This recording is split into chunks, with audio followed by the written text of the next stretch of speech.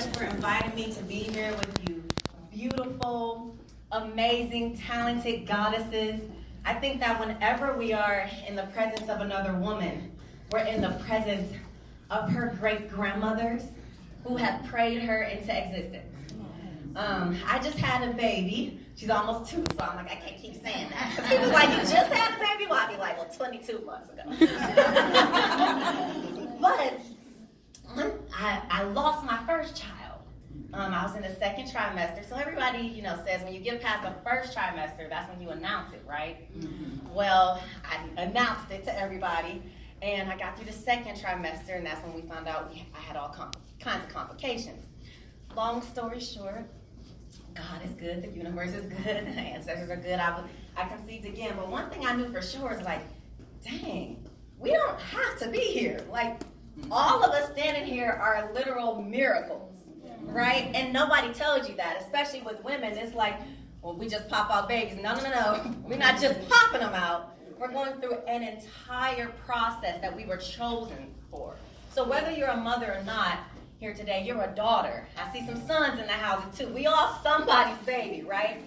But the point is that somebody has literally manifested us. No matter how good or bad our parents were, we're all miracles.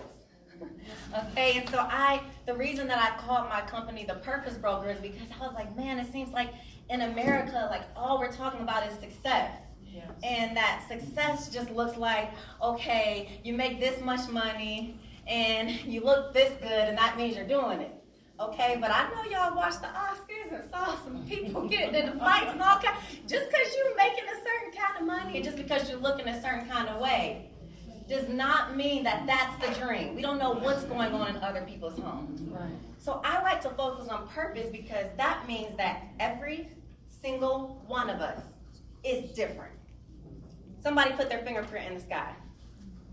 Okay? Not a single person in this 8 billion people planet has another fingerprint like you.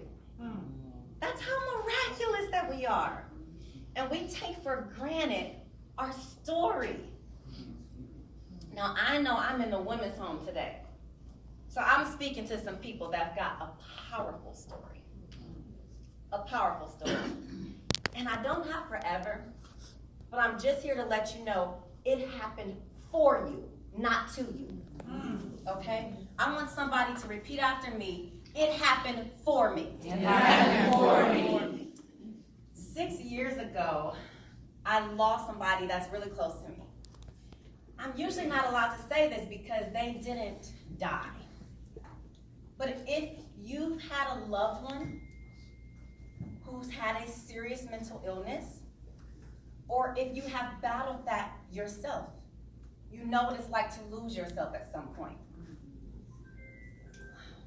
When my brother went through schizophrenia, nobody was there to tell me, I'm so sorry for your loss. Nobody treated me sensitively. Nobody sent me flowers. Instead, it was, he needs to stay off that weed. Oh, he just needs to go to church.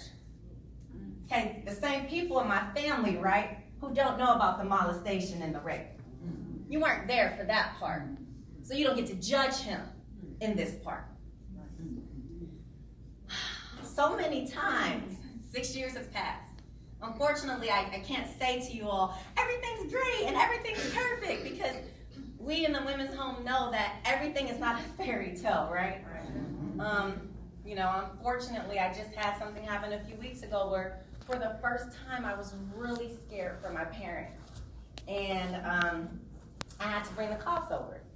And thankfully, he's getting he went off of all his medication.